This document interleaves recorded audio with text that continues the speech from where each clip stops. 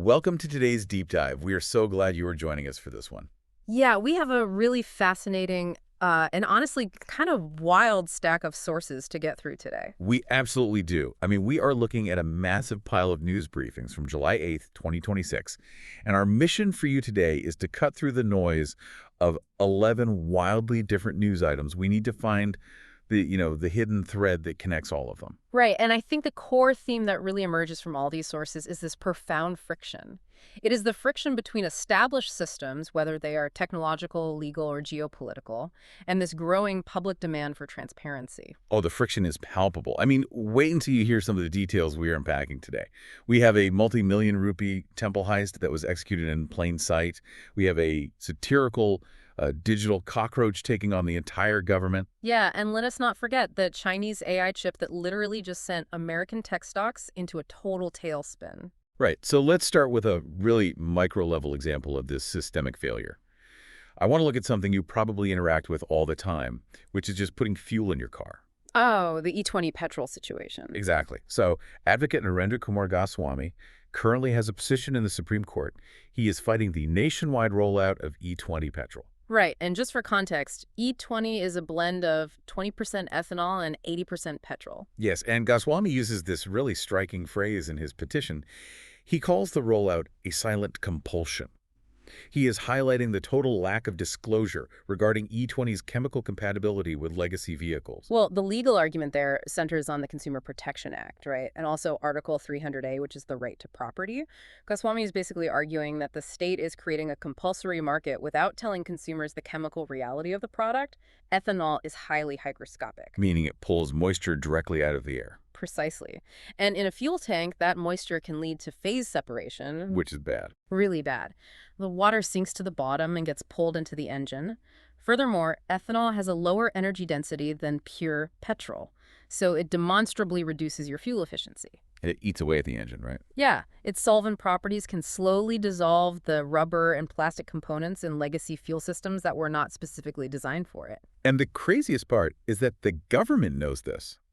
The Ministry of Road Transport and Highways actually maintains a compatibility schedule, acknowledging that E20 compliance is specific to newer vehicles. Right, it's not a universal standard at all. But the financial incentives are heavily skewed to push it anyway. Mm. The sources note that higher ethanol blends, specifically the 22 to 30% range, have been exempted from central excise duty. Oh, wow.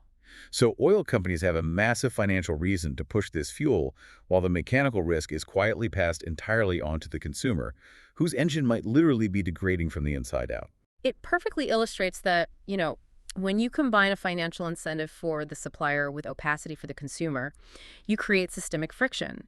And this demand for transparency isn't just happening at the fuel pump, it's happening at the highest levels of religious institutions, too. Oh, you mean the Ram Temple heist? Yes, where written safeguards proved utterly useless because nobody actually enforced them. The details of this are staggering. The Special Investigation Team, the SIT, just released their report on the Ram Temple donation theft. Right. 6 accused individuals managed to systematically siphon off donation money right under the noses of the authorities. The police recovered 79 lakh rupees in cash, foreign currency, and jewelry. Unbelievable. They even found 2.25 lakh rupees stuffed into a bathroom near the counting room. A bathroom. Wow. But, the critical takeaway from the SIT report isn't just the amount stolen, it is the administrative vacuum that allowed it to happen. On paper, the 2024 and 2025 Memorandums of Understanding and the SOPs with the State Bank of India were ironclad. They looked great on paper. Exactly. They mandated biometric attendance, continuous CCTV monitoring, mandatory physical frisking at entry and exit, and a strict rule that the donation boxes, the hundas, could only be opened when authorized representatives were physically present. It's basically like buying a state-of-the-art security system, installing retina scanners, hiring armed guards, and then just leaving the front door wide open and giving the burglar the Wi-Fi password. That is exactly what it is. Because the report clearly shows those protocols were just theater. The accused were hired through an outsourced agency called Sainik Security Services. But their hiring was allegedly driven by sheer nepotism linked to the trust itself. Right. The primary accused, Manish Kumar Yadav. Yes. He was reportedly recommended by his influential uncle, Ramashankar Yadav, alias Tinu. Manish gets into the counting room in mid-April, and by May, the CCTV allegedly catches him repeatedly pocketing cash. And these are individuals making a modest 15,000 rupees a month, suddenly opening fixed deposits and flaunting massive cash reserves. It is wild. But it shows how institutional failure triggers a public response. When entrenched institutions rely on opacity and avoid transparency, citizens will find unconventional ways to force accountability, often using satire. Which brings us perfectly to the Cockroach Janta Party. Yes, the CJP. This is such a fascinating digital movement. So the Delhi High Court just ordered the restoration of the CJP's X account. The center had ordered it blocked right before the June 21st NEET medical entrance retest. They argued the account was going to cause panic and chaos. Right, panic among hundreds of thousands of student candidates. But why does a massive entrenched bureaucracy feel so threatened by a satirical digital movement?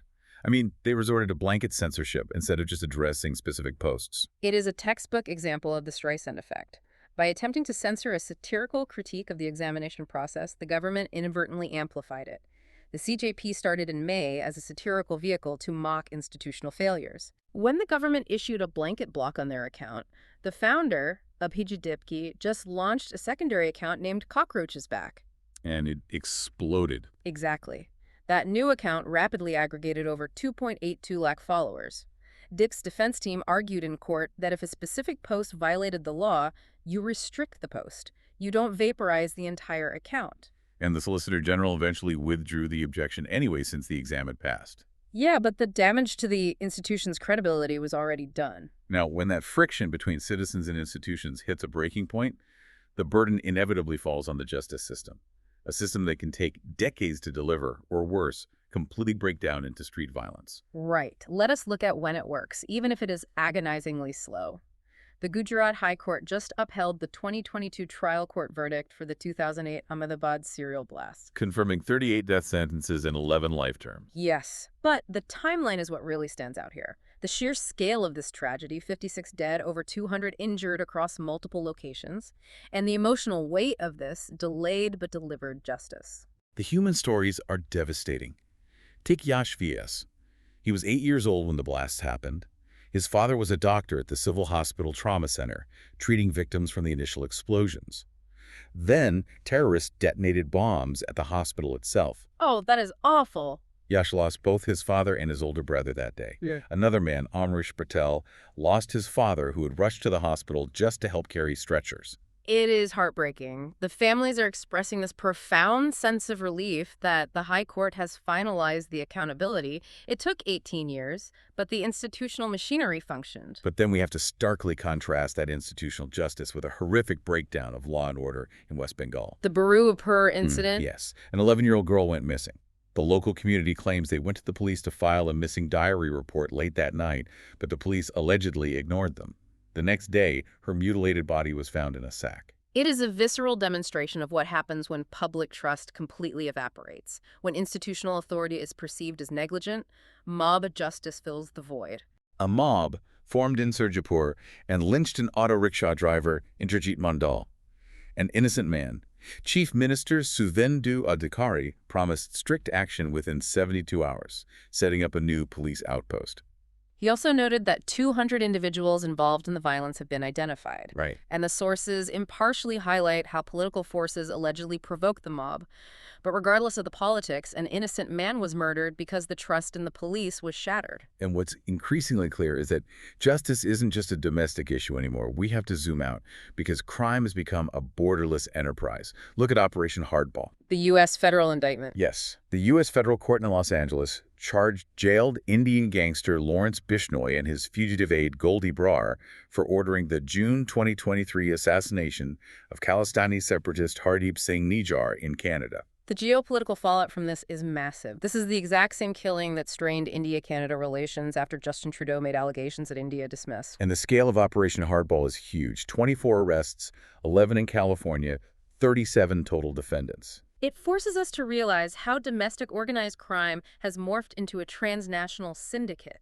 These non-state actors are capable of triggering international diplomatic crises. Which perfectly explains why sovereign nations are rapidly forming new alliances. Hmm. Criminals cross borders, so governments are scrambling to secure maritime and military interests. Exactly. Just look at PM Modi's July 7th state visit to Jakarta. Indonesia officially became the third country to sign a deal for the BrahMos supersonic cruise missile system. Right, because Indonesia controls the Malacca Strait. Yes. Indonesian President Prabowo Subianto is playing a very careful strategic balancing act. He is securing choke points with Indian hardware while carefully avoiding explicit mentions of the South China Sea in the joint statement. To balance ties with China, obviously. Precisely. They also signed agreements on the Sabang deepwater port, critical minerals, specifically heavy rare earths for magnets, and linking India's UPI with Indonesian digital payments. It is quiet, sophisticated diplomacy.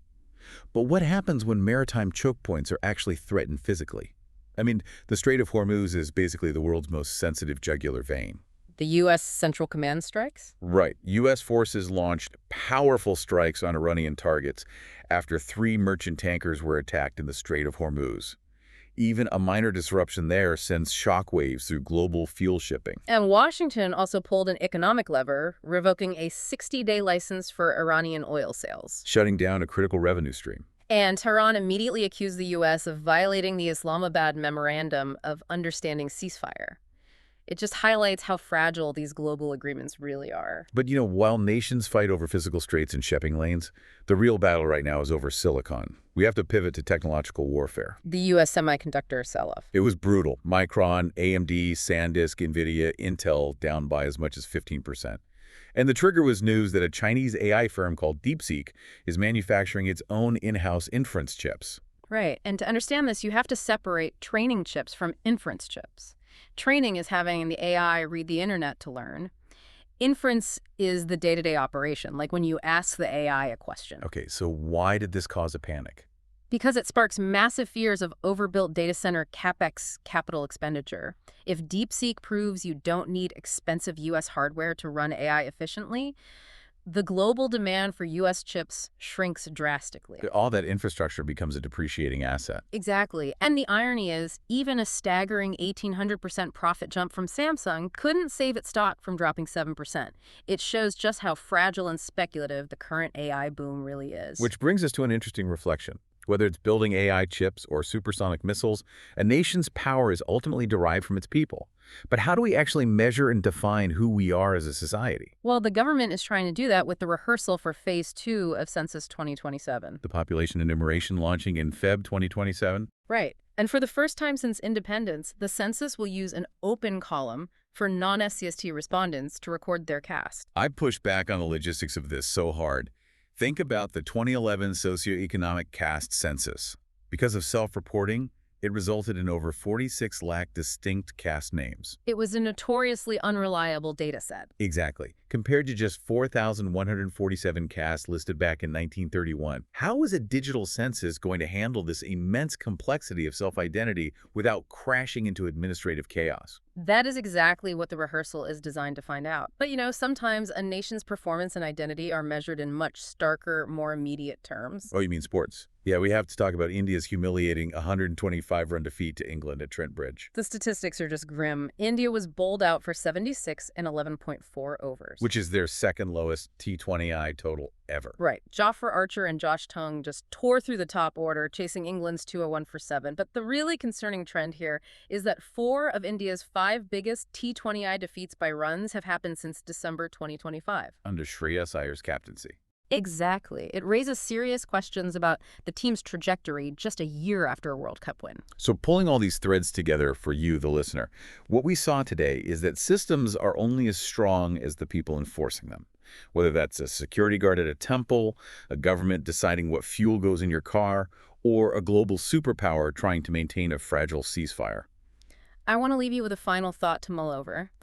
We've seen today that immense power is no longer just in the hands of traditional institutions.